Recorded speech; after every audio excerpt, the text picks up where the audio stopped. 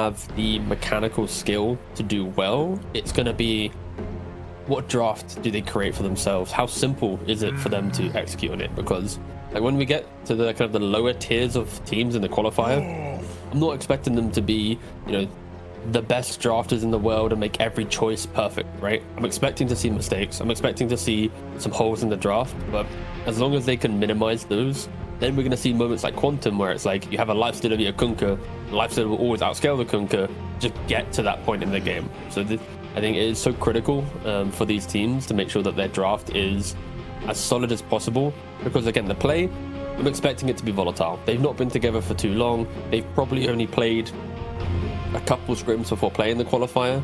They aren't this team that's been playing online tournaments throughout the entire year trying to qualify, right? Like it is quite a... So yeah, that is why the draft is so critical for these teams, and we'll see which direction they want to go. We are seeing some early bans, even an early Ursa ban, but that of course in the in that position in the ban list, you do ban Ursa there to force the other team to think about Darkseer, because otherwise you then do get a free first pick on the Darkseer yourself if you eSpoiled. So yeah, just forcing the ban. Yep, makes sense. Also worth mentioning that eSpoiled did take out Passion UA, the full Ukrainian with Crystallize and QBFY team They in also, the qualifiers. Which technically means then, because I got eliminated by Passion UA in the qualifier in my meme team. Yeah. I got invited to play with some Ukrainians. I joined them for memes. We won 2 rounds, then lost to Passion UA in some like 38-minute game. But, you know, we got to 30 minutes. I'm happy. And yeah, life goes on. So I am now connected to eSpoiled through process of elimination, literally. Yeah. They've, I mean, they've taken your aura because Passion UA took your aura by beating you, and now they beat Passion UA. Yep. So your aura continues. Let's see if Runa Team can take the T-Governor aura next. Or whether it will stay with eSpoiled. Well, that would be poetic then. Because if eSpoiled win the series, then they carry the aura through to the next round. They then potentially lose to Na'Vi, and then somehow the aura has moved back to Ukrainian. So that is some powerful aura shifting. Yeah, there we go. Very, very smart. Yeah, maybe it will favor. Let's see. Either way, opening up with the Templar Assassin hero, which was first phase for an extremely long time in the last patch. This patch, I think it's a little bit more a little bit less contested, sorry, but some teams still opting to play it. No, it's still broken. Okay, it's silly. It had like 75% win rate or something in the previous tournament. It was picked when possible, banned every other time. Like the heroes conceptually does it all. Strong laning shuts out a lot of the offlaners. If you want to put a Kunkka or a Timber or whatever in the offlane, congratulations, you're now getting meld striked, right? You see Roshan, you have traps, you got vision. Even with the nerf to the trap, so it's less silence, it doesn't matter. It does all the job it needs to do. It really is a matter of probably one of the best carries in the game at the moment. But Teacup, they reduced the silence upon casting trap immediately by 1 second. Doesn't matter when you get meld striked when you're half HP.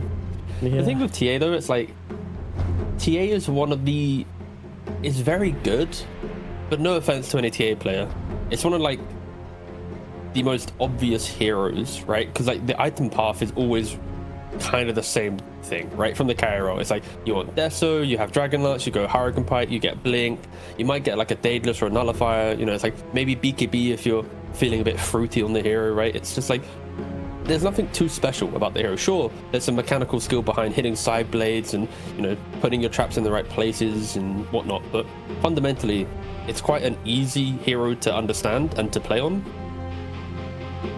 So it should be punishable in that regard, because it's like you know what's coming, you know the items. There's not going to be like a surprise change up of the build or the playstyle, right? It's just a TA, she follows a script.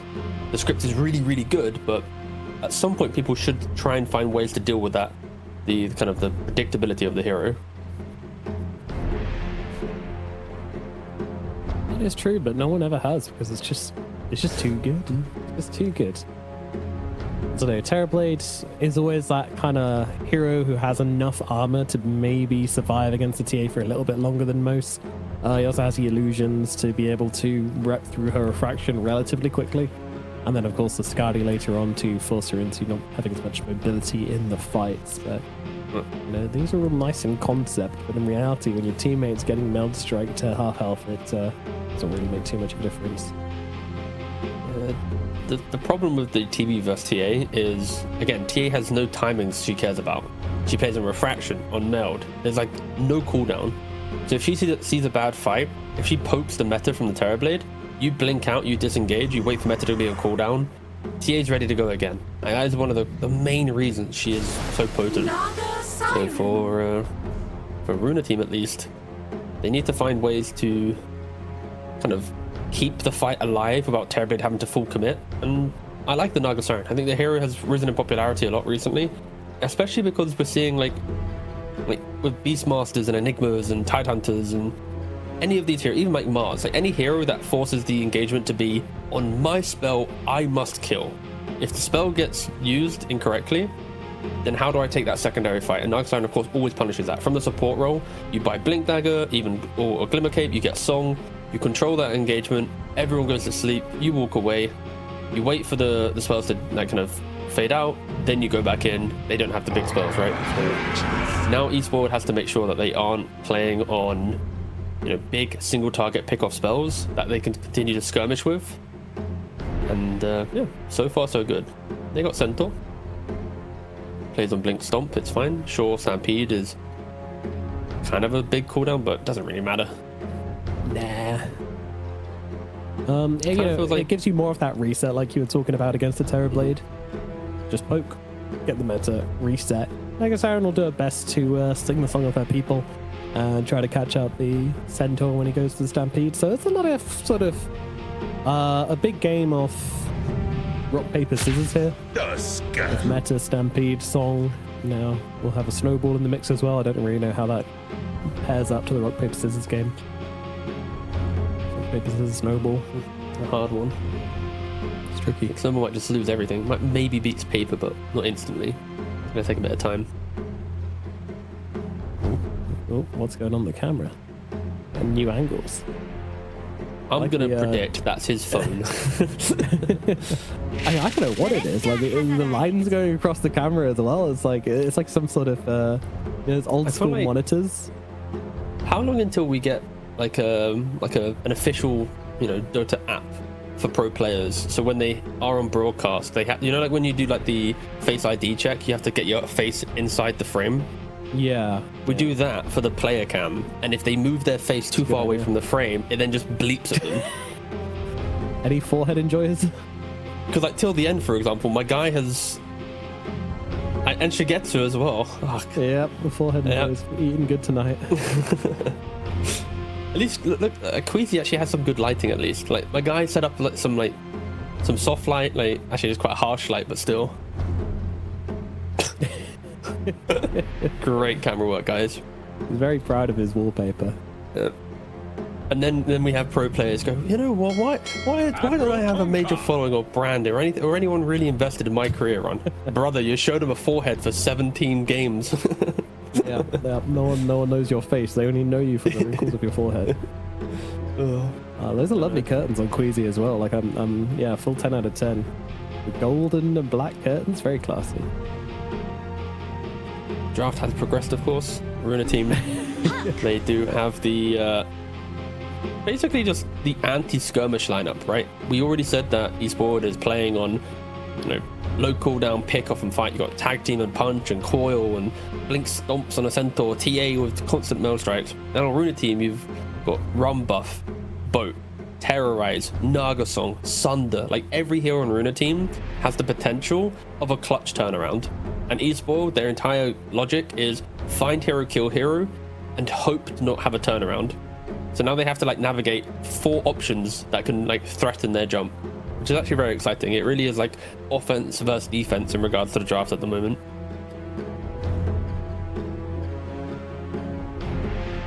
Final picks now for both of these teams. Yeah, I'm liking what I'm seeing across the board. I don't think any team has like a particular... I mean, actually, eSpoiled do have a slightly better drafter at the moment, I would say. I'm not sure I would consider this TA answered as such, but then again, I don't think there is a answer to TA, so... they do have answers in the fact that they have a lot of area control on Runa. Like, TAs don't like buying BKB. They're very invested into what's my next damage item to provide the kill. So it's a TA who might get X'd into a torrent, into a bramble, into an ensnare, right? Like there's multiple layers of TA could be punished. And that is where a lot of the picks for eSpoiled enable TA to feel better. You have Stampede so she can reposition. You have Snowball to save her. You have Puck to coil people away from the TA, or even to localize the fight so TA gets the damage off, right? So it's like, I really feel like Runa is answering the TA, and eSpoiled is going, you know what, we need to fully invest in the TA, right? I gotta say, I think both drafts are truly, everyone's thinking about TA in this game for sure. Absolutely. What can they do to enable or disable this hero? We shall find out. Position 5 for eSpoiled is required most likely. Yeah. Or even position 4. I wouldn't mind the Tusk laning with the Templar Assassin. That's just a simple lane, and then you find like a ranged position 4 to play with the Centaur. That'd be quite nice. Yeah, that'd be cool. I mean, it's maybe not too great, but don't do it. Like a Shaker or something could be pretty nice in the 4 role for eSpoiled. You get a bit more control. You then have high range stun to stop the Naga from TPing out. Like if anyone's TPing out from the Song, you can just like blink stun outside of the Song range. You can have like a ground stun to stop the Willow in the realm. Oh, they actually banned it themselves. All right, okay. Okay, not gonna be seeing that then. Not gonna see that one. Yep. They banned out anti-puck heroes. Yep. There's a world where we have a Hoodwink war coming out. And then that hero is like all in the throwback. Yeah, that's what I thought you were going to suggest, which is why I was saying don't do it, but you didn't do it. So no, I got to do it. I didn't do it. No, I was going Shaker. Yeah. Enchantress. Pinch. Okay. We don't see this hero at all.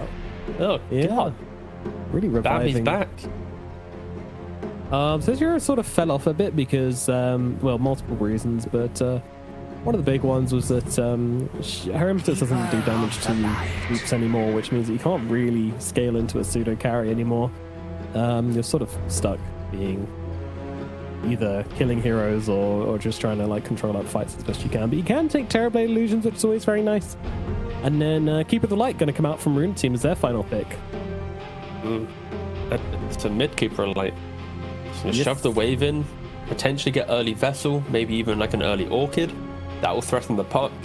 And it's good pacing. Of course, Solar Bind from the mid Kotl. We're not going to see people being TP'd around the map, but with the damage, like Dark Willow plus Kotl, you throw down a Solar Bind and the Bedlam of a Willow with the Throwing Shade. It's percentage buff of Solar Bind, percentage buff of Throwing Shade, Bedlam and Illuminates. Like, heroes will get deleted. Like Templar Assassin, you're gonna probably need to think about a BKB pretty early on in this game. Maybe, you know, second, third item. Yeah, maybe that's a bit too early. Third or fourth item, but when she has it, whew, yeah. Yeah, it's going to be really scary to play into this TA once she has the BKB. And this team is not going to struggle to play as Force. So if they want to have a more traditional carry style TA who's not turning up to every single engagement, I think that actually works really well for eSpoiled. I don't think they're worried about that at all. Like Centaur, Puck, Tusk, and these guys more than happy to hold hands and skip around the meadows of the enemy team together, having a gay old time and really shutting down the enemy team. So we'll see what they're able to do. I like the draft though. eSpoiled. Not just saying that because they've got good TA, but I think the 4 heroes on accompanying it look really good. I think you could put in most carries here and I'd be pretty comfortable. So I think, yeah, they've kind of got the better of them.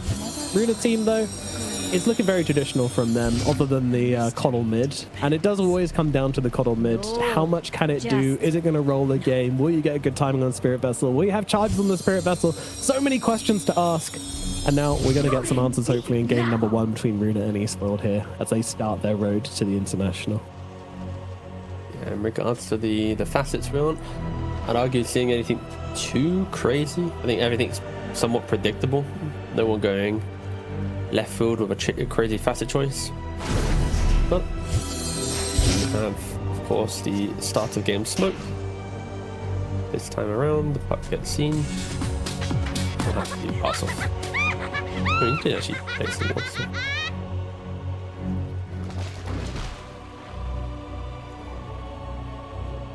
Quiet start to the games, both teams just posturing. There is a smoke up on Naga, which she'll use now. if this is for aggression or just to send somebody top. It's all for position. Again, like the difficulty with bounty runes in Dota is like if you're not the team that smokes later, then you have the high chance of getting picked up for the bounty rune. Even if you don't get picked up for the bounty rune, running to the lane, you get hit by a hero, you're half HP. Your game's going to be difficult, right? So it's all about minimizing the amount of damage you take to get the expected 2 bounty runes. Well, till the end, definitely taking some heavy damage here, and we'll be getting dropped as the right clicks come through. Ryota going to be grabbing the first kill of the game onto the Naga Siren. Yeah, that's a bit of a, to me, just a poor entry to the game, right? Like you've already smoked heroes bottom, you see they're not bottom, you have to assume they're top, and the greed for the bounty rune, it really can hurt a player. He didn't actually get the first one. Okay, luckily the first one goes the way of the Tusk. So it's not as if like a Centaur is going to be getting a really quick Vanguard due to that additional gold. From miles.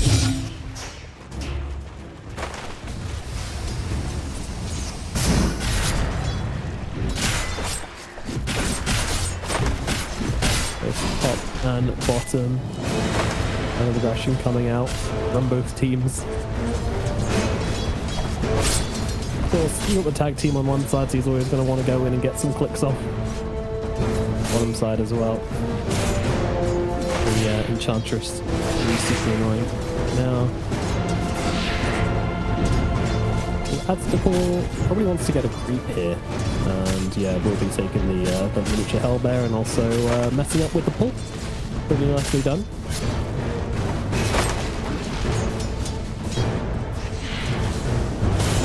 Bench was always good against like the ranged fours that wanted to bully, right? Like, put a shaman, a lion, or willow into a lane.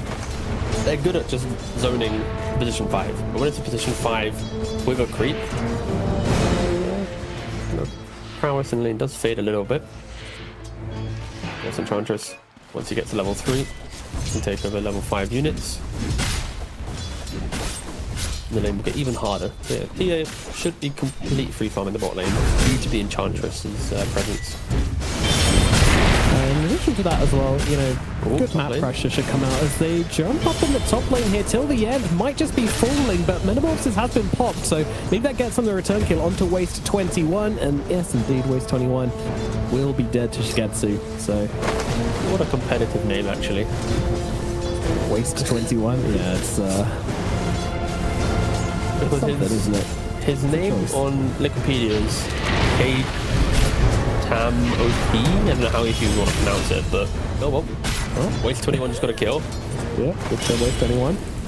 Shigetsu dies. Not really respecting the TP in from the center there, I'll be honest. Bit of a mistake. Oh, down on the bottom side as well. Aztecor in some trouble, but not too much trouble. Easy, unable to get any more brambles off than the initial one. Aztecor will be fine. Yeah, gone for Spellbound over Overprotective Wisps, so doesn't have that extra healing available, but again, just going to be leveling up into some enchant, utilizing the creep more. Keep as annoying as possible. And later on in the game, the Impetus will be doing a lot more with the Spellbound.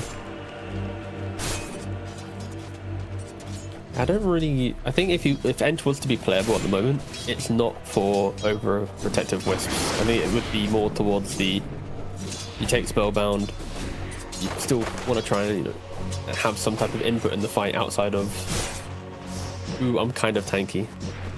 That was, great analysis there, but Thanks, P. no worries, mate. I got you. I'm here all day. Actually, no, I'm not. I'm done after the series. I'll be playing pubs in about 2 hours. I'm playing pubs, I'll be honest.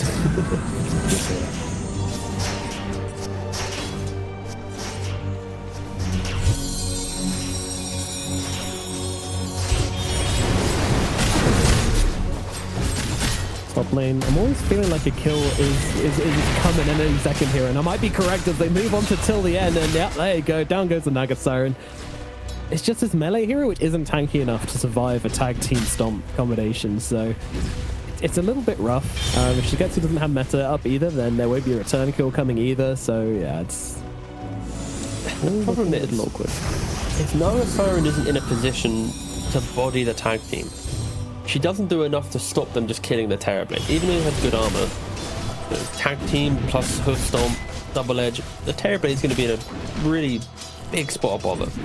So I kind of see why the Naga Siren is the one kind of dying to enable the TB, but also it's like, if you played on the small camp a bit more, you block the hard camp, play on the tower, then you probably don't need to die on 3 times. Maybe you could die like once, maybe twice. So I think the top lane it's struggling for sure. And waste 21 on the Centaur.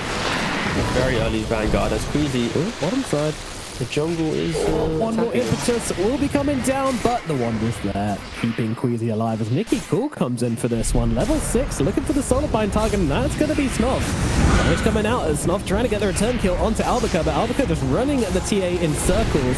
Still not quite dead yet, but will be finished off by Queasy in the end with the Shadow Realm. And now they'll enjoy a little heal from the Coddle as well as Nikki Cool heads back towards the mid. Alright, just gonna take a step back away from the game for a second, if that's okay. Oh wait, hold on. Let's see if what happens with the Naga Siren. He's getting punched. Okay, he's fine. As usual. Just the way that, obviously, you know, when you cast, you say player names, it's really taking a hot second for it to sink in that some of these player names, unfortunately, are quite underwhelming. Snov on the TA, waste 21 on the Centaur. Yeah. It doesn't kind of put you in the expectations for big plays happening, but then again, we've got a pro player called Noob and he's pretty good, so yeah. But that's what it's like. I'm just thinking, like, what happens, right? These are the open qualifier teams. What happens in like half a year to a year's time, right? They pop off and we're talking about, God, do you remember the waste 21, the way that, you know, Snov. I love it. I love a bad nickname. The only thing better than a great nickname is a bad nickname. I mean, they're unique enough that they're memorable. I'll never forget the name Snov now. Like, it is ingrained into my head, but... Little Snov. Just farming away down in the river. Snoveling away.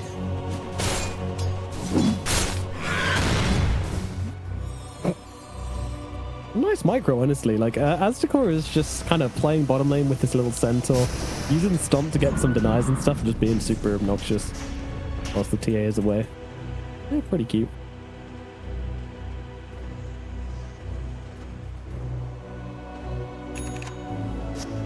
So Keeper Light in the mid lane, he has gone for just the urn for the aggression, but instantly to the Orchid. He identified the fact that he needs the Orchid to threaten the puck. If he goes to Vessel, it will delay the Orchid for too long. But the way that the Tusk is positioning, he is preventing Nikki Cool from freely entering his jungle, farming up the double camp, even the ward as well, to ensure they see where he's going. And he might even in trouble here as he moves right into Ryota. It's a gift for Ryota here as Nikki Cool heals himself up with the Illuminate. He's going to try and get off another one here, but will not be able to do so. Nikki Cool is gone. Snowball out as well, buying Ryota the time he needs to get out to safety. Double Paradise easily dodging out some spells, although I say that now the net comes down and should be in. Oh, no, Enchantress on his own team. Yeah, makes sense. Yeah. Paradise is not finally does get the orb away. I was worried that route was going to be a little bit longer than it was, but it's sad. There is Albica dead over on the other side of the map, down at bottom. Not really respecting the fact that Ryota was no longer at mid. Honestly, a pretty cool rotation from Ryota, showing in the mid lane, immediately going bottom, finding a kill there. That's some tempo early game right there. Tempo you expect from Tusk and Enchantress and Puck here is that they see an opportunity. They're going to go poke down their opponent and overlap their spells to try and get a kill or two. Support starts syncing up once again. Tusk and Inch moving towards bot lane. Lost TA being level 7. Multiple traps across the lane. It's kind of difficult for you to enter this area. Kuko, of course, just chilling in the jungle. Just conceding this part of the map to the Radiant side. Just feel that we're just simply waiting for the Orchid. It's just shove waves. Yeah. When Kotal's ready, you play Dota. Because it's Naga Siren. Unfortunately, yeah. Wait, hold. Okay, TP. It has had no real impact in the game. I was waiting to say, I was like, I don't want to critique the Naga Siren and then you maybe get a kill on the puck. You know, I'm waiting, but... Listen, we all laugh now, okay, but when, till the end, it's the Song of the Siren, gets the Aghanims, Aghanims nets the puck inside the, and then, you know, that's probably never going to happen. Because, no, I know, that's the thing with Naga Siren. It's like, after lane, there's always the chance for a turnaround, right? I'm expecting it. Like, it feels inevitable. It doesn't matter, like, even if you're 4 or 5 deaths, you are going to have one good song in the game to create a good chance, right? It's just a matter of finding that opportunity. Trying to get the... Oh, gets over the shards. Yeah, just about the snowball coming out, and it should put an end till the end anyway. We'll TP out, but immediately cancelled out by the Willow, who is more than ready for it. It's just going to have to die here. Slowly, surely. With the Sister's Shroud looking really, really cool and fun. Very fire. Deny. Oh, just gotta... Yep, there we go. Yeah. What a great... Nice clean kill, guys. Good job. Now you know why Sven hates to play against a neutral item, right? Like, if he's... Truly amazing. That should be like a tier 2 minimum. Yeah. The fact it's tier 1 is bonkers. Yeah, there's a little bit of value in it. Actually, no, it's not really value in it being tier 1. It's ridiculous. You just... Imagine you're a puck. You jump a guy. And it's like, oh, I just need 4 right clicks to kill him. Oh, I'm only allowed to do 1 right click? My apologies. Lucky. You simply do the right clicks before you jump. Or you get them to half health and finish them off with spells. I'm sure there's a joke about, you know, buffing the game for supports, but I don't really want to make it. But I'll skirt around it in a way in which I kind of made the joke anyways. Listen, you supports are on thin ice already, okay? Your time is another. Next big patch, supports is going to get like... Yeah. Glimmercape removed from the game. 4 staff now costs half your HP pool to cast. HP pool? Crazy. The hyper-realistic Dota 3. God. What a weirdly slow game. Yeah, no, I was expecting action, I was expecting violence, I was expecting... But no, everyone's just chilling. Yeah. TB untouched, TA untouched. Okay. Let's see how these carries do. We do have ourselves that Orchid timing, and with the ridiculous cast range you get on it on the Spirit form, you can usually catch heroes out. Such as Templar Assassin, I'll get through the refaction, but Fear comes down as well. A little bit more is needed, and it will be there. Snov will fall. No help coming in time, no Stampede available. Used, but to no effect. And that will be Snov dead. Now the pacing has to match this. You have the Orchid every time the supports are ready. Go get another kill. Play behind the keeper. Right, of course, you need to be careful. Playing near objectives with the puck, with the coil, the centaur, you can get punished yourself. And Mickey Cool instantly breaks the coil actually just to walk away.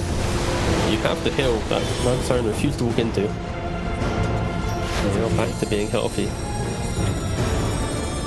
Yeah, something else to mention about the Spirit form against Puck in particular is the extra range you get on this Orchid of Malevolence. It just gives you that opportunity to catch him from smoke when usually it's a little bit harder. That's true. What was on cooldown? You know, 40 seconds, pretty decent window to go have a scuffle if you are a Runa team. They are yet to entertain the scuffle. Still shoving waves, and Terrorblade moving to bot lane. His Metamorphosis is running out. He used it to try and pressure the Tusken top. As it expires, he hits the bottom tower. Oh, perfectly fine, like I said. With the coil and cooldown. Not too crazy of a play. He's level 11 on the Terrorblade. Having a very, very good game. Matching the level of the Templar Assassin.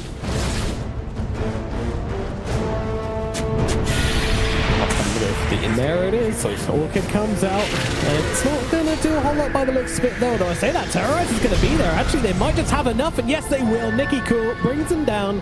Purple Paradise is gone. Immediately coming off there with on the song top. Ooh. He just hit really level nice 6. setup. Yeah, then to the TA as well as all heroes. This could be absolutely perfect. Damage coming down. Stampede's going to be used, but the root's there from the Naga Siren. She's setting this up beautifully for her team. They're trying to ignore everybody else and just go for Snoff, but Snoff gets Spout regardless. They didn't have enough damage to stack up onto this Templar Assassin. Waste 21, meanwhile, just trying to hold his ground. He's got himself a blade now with the Retaliate as well. It's pretty painful to go for this until the end. Actually, just going to get sniped off by the amplified damage. Nope, never mind. Azamor almost gets it, but the smoke is there. And that saves till the end for now, so back themselves away. But honestly, these smokes are really, really valuable. Like, as I mentioned before, using the Spirit Form and the Orchid with the bonus range to snipe kills from smoke is very, very important. But they will try and make some use of it here. Nikki Cool's going down to the bottom side to try and find Purple Paradise. The killer's back again, that would be huge. Yeah, that's the thing. If they can turn the smoke that is a kind of a, putting it bluntly, like a selfish 5 saving himself from a, an out of position death, right? If they can turn it into a kill, then sure, it's good. If not, then I agree with the sentiment that it is just, a finite resource that's getting used in the heat of the moment. I think saving a core of it sounds pretty good, but yeah. Looking to progress, trying to see what they can find. And there's no wards here from Radiant, so it's not as if they're just walking over any vision. They did dodge the trap. They find the Enchantress. This will be a kill. Yeah, as you mentioned in the draft, the Willow and Coddle combo is just really, really strong. Solar Bind, giving all that bonus damage for mid lane. Yeah, really good. Red 21 does have a blade now to use here, but let's actually use it beforehand. I think he may have thought he was getting a save from the snowball, but he didn't, so baited by Rota a little bit. Gives an all chat message as well. That's interesting. I feel like he messed up there by not being on save the center, and yeah, we're good. Tower gonna fall in the middle lane. I'll give credit, of course, to the Dire side. I think the fact that they smoked like that in top, to then get a ward out bottom, find a kill, turn it into a tower, you can kind of connect that smoke to a couple successful moves. So, and like if you're on that team, you're like, you know what, smoke was value. It's fine. And now Song's back in 7 seconds. Radiant, they have a death soon to be blink on the Templar Assassin. When they choose to take a fight, they need to make sure that they understand where the Naga Siren is. Because if you throw down a coil, you blink in on the Naga, on the TA, sorry, and then just get full combo broken by the Song. It will take the wind out of your sail. Did just completely not going for the BKB. Wants to go for Chrysalis first. I do feel like that is rather greedy. It will be something that we'll debate for most of the game, where it's like, if he goes for BKB and gets kited, then if he had damage, he'd just get the kill before he gets kited. I think you can go Crystallis, and after Crystallis, that is when BKB needs to be thought about. In regards to, if the game is hard, BKB will simplify it. If the game is easy, just keep going for damage. Your team is like enabling you, right? I do find the Naga Siren, who does have some... Okay. And there's 4 heroes clumped up, but there's just no follow-up. No one else, in the area. Dark's here to vacuum them. Unlucky. Well, 160-second cooldown being used, so that's something at least for eSpoiled.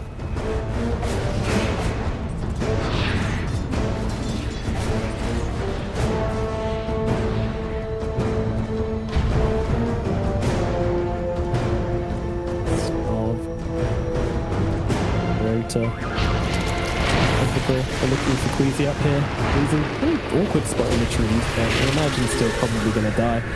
Terrorize TP, no stun available, so he's just going to be able to get out of that one. Knocking back the Tusk with the Terrorize to make sure no Walrus Punch comes out. Nicely done.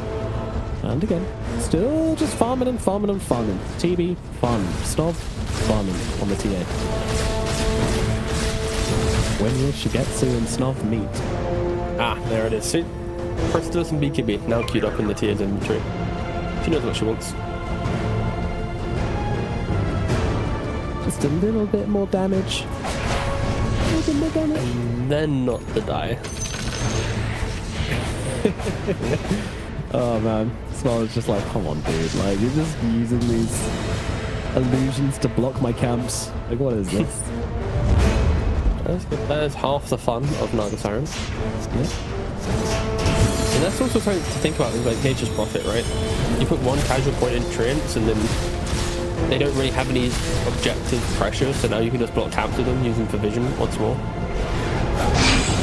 Yeah, I always like that angle of the microwaves. They've used Coil to kill off the Naga Siren. Okay. Kill not like till the end, that is for sure. No. He is 5 of the 8 deaths for his team. But it's like, it's just one of those, it doesn't matter, realistically. No, it doesn't matter if he dies. Like, he's just a level-based hero. Very top. Yeah, weird jump here. It's the Centaur really trying hard to close the gap, but with the Cursed Crown upon him, there's no chance of getting off that stun and starting a real fight here. So everyone's just kind of turned up for this one with no Stampede, no Coil. It might get awkward very quickly. Waste. Let's got that Blade Mail. Really. The TB's going to stop attacking for now, but with the Reflection and the Illusion still doing a lot of work. Snowball and they can get themselves off a Sunder here, but that might be a little bit awkward as Centaur will fall. Ryota gone as well. That's a really nice little kill for Waste and Ryota there. It's Purple Paradise. Just kind of hanging out on the front lines, probably not where they want to be. Jump down. No, can't find the escape. Albaca's there with the Tidebringer, and that is going to be 3 heroes gone. Triple kill for the Terrorblade. We were asking when Shigensi was going to turn up, and well, he turned up. The eSport just kind of presented themselves on a platter. The Centaur stampedes in, he then gets caught by the X, and then the Tusk is like, you know what? I'm going to snowball on top of the Kunkka. Not even like snowball. We're going to see the replay, right? But you see here, you get caught by the X. The TA kills both of the creeps, so that the Tusk has no option but to snowball a hero if he's trying to save the Centaur. But you're snowballing into one of the biggest counters in the game against you, Dark Wheel of the Bramble Maze. Kunkka, he hugs, you instantly get rooted up, then terrorized, you now both die. So rather than just being a simple Centaur die, let's disengage, mistakes happen, it was like a save your buddy syndrome. Tusk goes in, and then out of nowhere, off screen, my guy Puck's just, 1v5ing. That was, yeah, a little rough for eSport for sure. Self-inflicted losses. Runa Team, 6,000 gold lead. They will happily take that entire engagement. They continue to scale into the game. Paradise, with a whole bunch of spells used on them, but they're definitely use Scepter, so they would have duke out really easily. Let's pick up on the park. Never something you want to buy, but some games you just gotta bite the bullet and go for it. Either that or BKB. This game, BKB park is also really sad. So into the pit we go. Shigetsu leading the charge. Feeling uncontested so far in this game on the Terrorblade, as he should.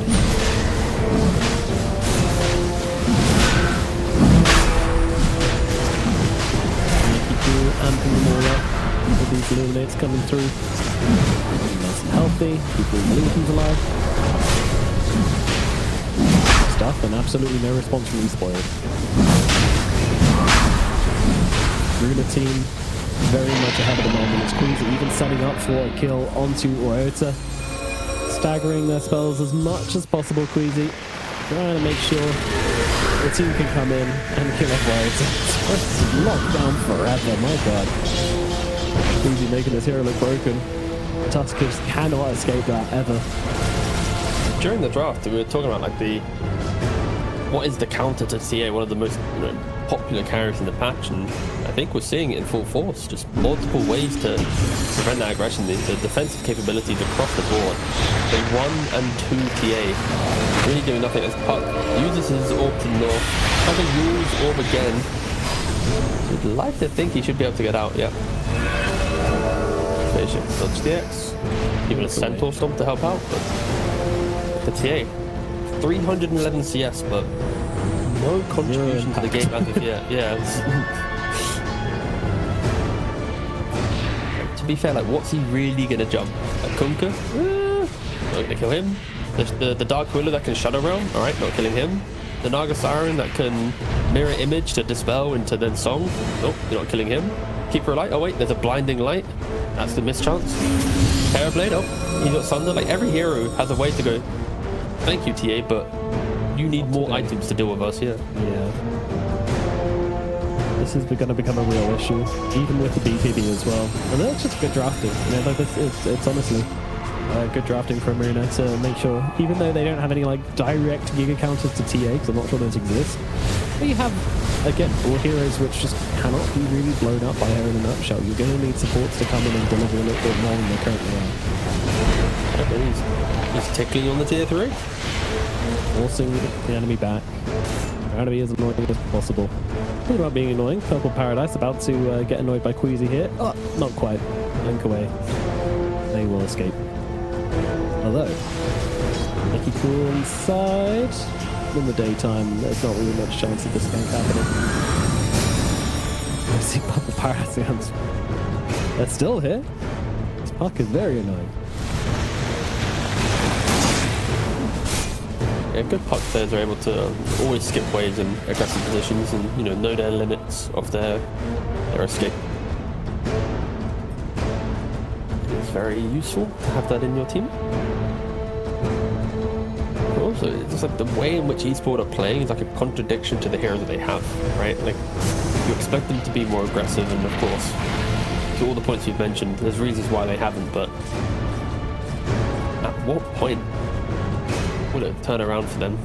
You could argue maybe post Aegis Terrorblade as he walks up the high ground. If he gets hit by a hoof stomp with a tusk punch and the T, like if everything goes into a hero, they can blow them up. BKBs of course protecting themselves from being put to sleep from the Naga Siren. They do have that burst potential, the turnaround. Just they need to try and find a way to create this opportunity. But at the moment they're just not being given it. Runa Team are moving together and ensuring that no one's left on an island and be picked off.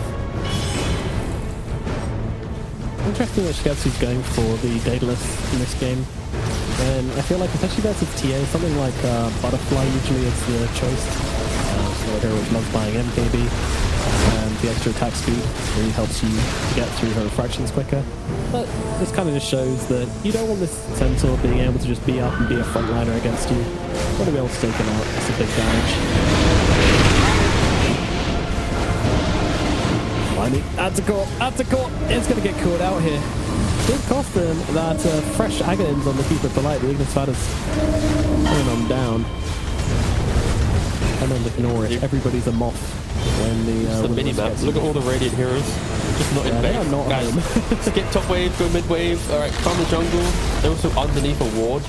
So Runa Team's like, guys, they don't care that we're doing this. Yeah. Right, free back. Maybe post meta. There's going to be no Aegis in 30 seconds. Meta is also on cooldown for 60 seconds. I think I found the best way to nerf Terrorblade. You ready? Yep. The cooldown of meta doesn't start until the end of meta. Oh, X-Ban. That would be pretty brutal. Oof. I mean, maybe you change the cooldown so it's like kind of in between the two, right? But the fact that you press meta and then when it ends, you still have 50 seconds until the next one, right? It's like, well, technically it's 17, right? Because it's 50 duration. Still. Would be a nice way to nerf its fake ultimate. So I kept thinking, you know how they're adding more of these items which have positives and negatives? Yeah. I kept thinking if there's like any way you could create an item which like gives you, say, 30% cooldown reduction, but the cooldowns are paused when you're dead. I've always thought that'd be an incredibly cool one, but also very, very snowballing. Anyone with low cooldowns would be broken on, right? Because you don't care if it's on cooldown whilst you're dead, because it's like a 10-second spell. Yeah, I think there's a large window of that being very broken. Yeah, that is right.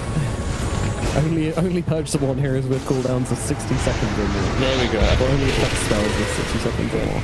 We'll get there. We'll take some. You workshop it. Yeah. Maybe day 4 of the qualifiers, you can bring this back up with a new version, but jumping onto the back line. A bit of poking and prodding. Oh, that's a team. They want to do a bit more than that. Queasy's taken out of the occasion straight at the bat. Not ready for that engagement, but look at the damage coming out onto the Templar. Assassin Snob is gone. All game farming. Turns up, guys. Unlucky. Just cannot stand toe-to-toe to Shigetsu at all. This one might be over too, Gov. I'm sorry to say it. Wait, why are you sorry? I have no investment in either team. Make it sound like I'm a fan of your darling team, eSpoiled. Yeah, you have personal relationships with each and every one of those players. Both in-game and out. Might be dropping a game here. I'm sorry to say to Gov. I'll hold back the tears, don't worry. Never won a public snub on my team. I just checked. I should. Oh wait, no, that was before. I thought you'd be really toxic. No. Like I'm happy that it's easy. No. I just thought I'd double check the stats real quick. Oh, jump into the TV. The range barracks is still on 10 HP. Unlucky. Leia creeps out at the 30-minute mark. It turns to day, and that light reveals the full destruction of the eSpoiled base right now. Purple Paradise trying to do what they can, and what they can is not a whole lot. 3-man hit stop, 4-man hit stop in fact, looking pretty nice. Maybe a bit of follow-up damage going to catch out Nicky Cool here, but guess what? Till the end says, yeah, let's only have a quick timeout here, get ourselves back together, and then go back in. But Snob looking for till the end on the sidelines, and again, no vision to get the kill. They can't just keep on getting this damage up on Snob. And now Snob awkwardly walking away under the cover of BKB. Not how most players want to use their BKBs. And to go on the run, but my god, the absolute smacking coming out from Shigetsu. The left-right smack, not quite enough to finish off the deer though. Enchantress will escape, or it will not. It's right up in the back lines, but Queasy will fall to purple as, well, Shigetsu just keeps running through them, and GG disconnect comes out from Magical. They're done. The towel has been thrown in game number 1. Runa, making it look easy. Yeah, it's a really good game from Runa Team. I think I like the fact that Runa Team entered this draft with clearly good